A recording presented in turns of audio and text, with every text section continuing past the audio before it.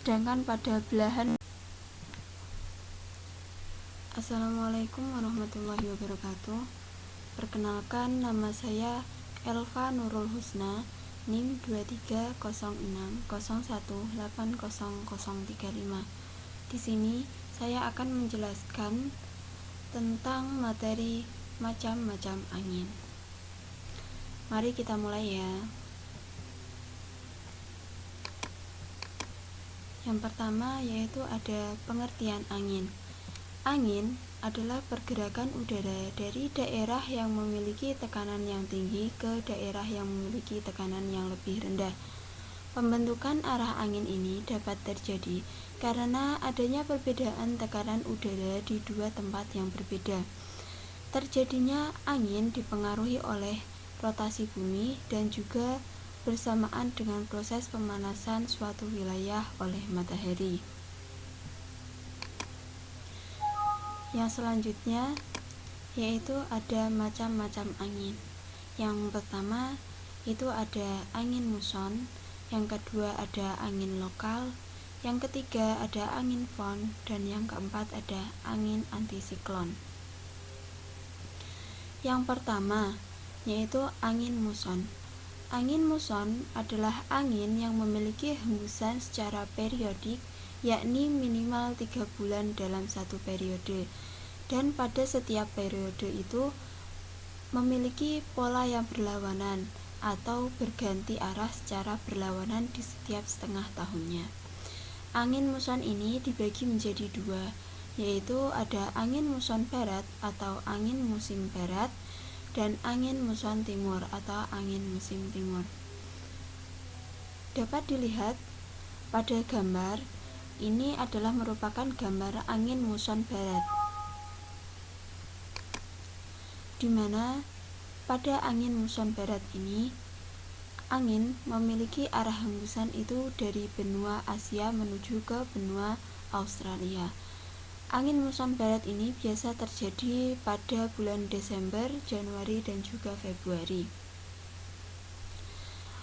Pada saat adanya terjadi angin muson barat di Indonesia itu juga bisa menyebabkan terjadinya yang namanya musim penghujan.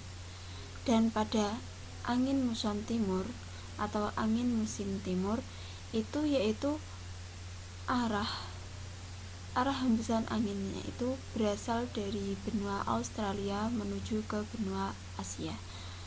Angin muson timur ini biasa terjadi pada bulan Juni, Juli, dan juga Agustus, di mana pada saat terjadi angin muson timur ini di Indonesia mengakibatkan terjadi musim kemarau. Di antara musim hujan dan juga musim kemarau di Indonesia juga terdapat ada yang namanya musim pancaroba atau yang disebut dengan musim peralihan. Musim peralihan ini dibagi menjadi dua lagi, yaitu yang pertama ada musim kemareng atau yang disebut dengan peralihan dari musim penghujan ke musim kemarau. Dan yang selanjutnya itu ada musim labuh, yaitu peralihan musim kemarau ke musim penghujan. Untuk mengetahui bahwa kapan masuknya atau adanya musim pancaroba itu dapat dikenali dengan beberapa ciri-ciri. Yang pertama yaitu udaranya itu terasa panas, dan yang kedua ada arah anginnya itu tidak beraturan dan dapat terjadi hujan secara tiba-tiba dan dalam waktu yang singkat. Yang selanjutnya yaitu ada angin lokal. Angin lokal di sini itu dipengaruhi oleh sifat dataran dan juga perairan, jumlah pemanasan matahari, dan juga ketinggian suatu tempat. Angin lokal ini dibagi menjadi dua, yaitu yang pertama ada angin lembah dan juga angin gunung, dan yang kedua ada angin darat dan juga angin laut. Kembali pada angin lembah dan juga angin gunung. Angin lembah yaitu di mana arah angin itu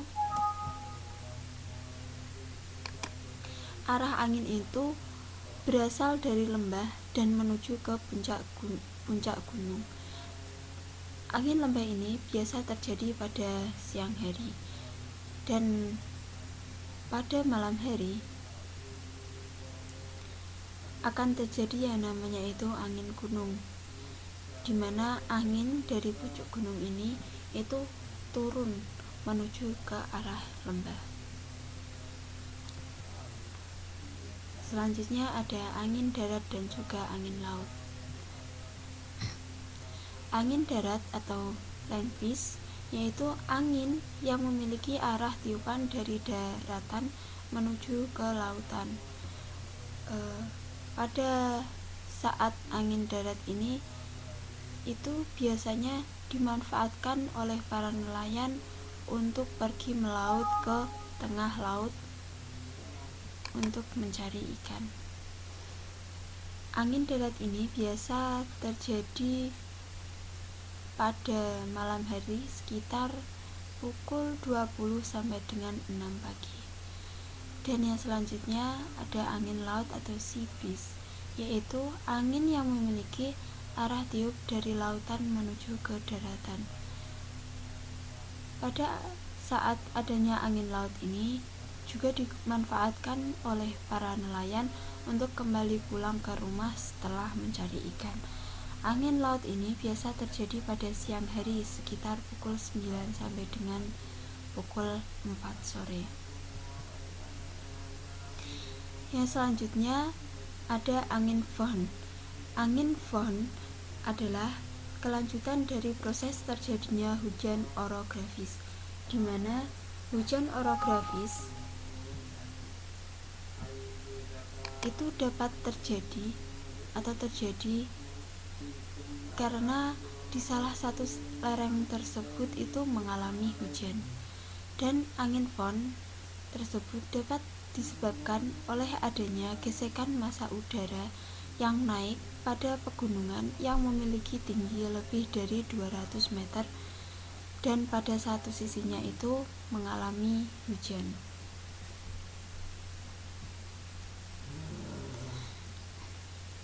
Angin fohn ini di beberapa daerah memiliki julukan tersendiri, seperti pada di Sulawesi Selatan itu dinamai dengan angin bubu, di Sumatera Utara itu dikenal dengan angin bahoro, di Cirebon itu dikenal dengan angin kumbang, dan masih banyak lagi.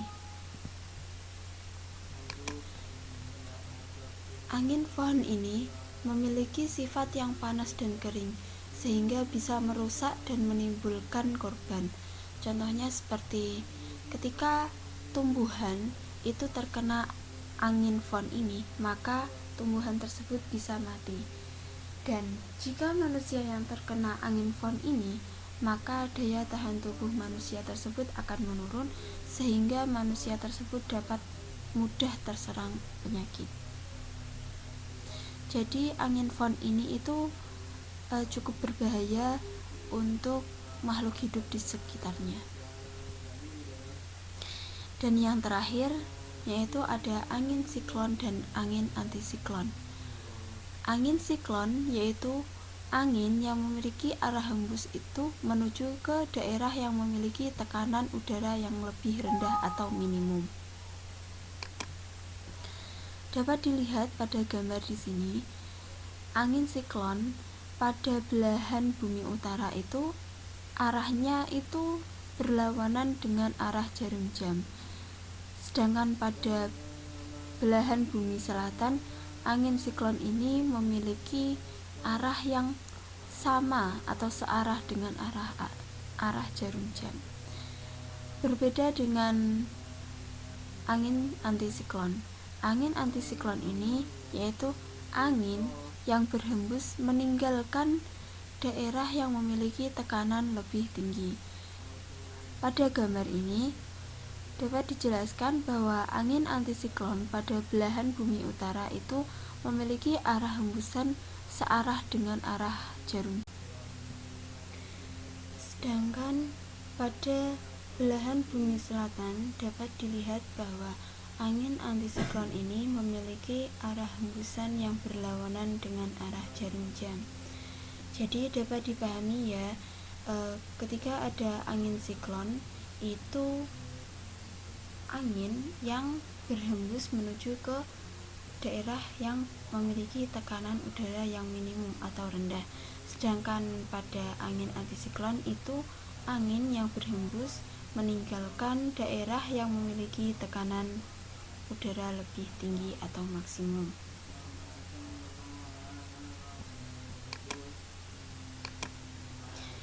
Cukup sekian penjelasan dari saya tentang macam-macam angin.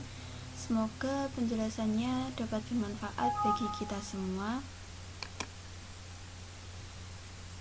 Mohon maaf jika ada salah kata dan juga kurang dalam menjelaskan. Saya akhiri. Wassalamualaikum warahmatullahi wabarakatuh.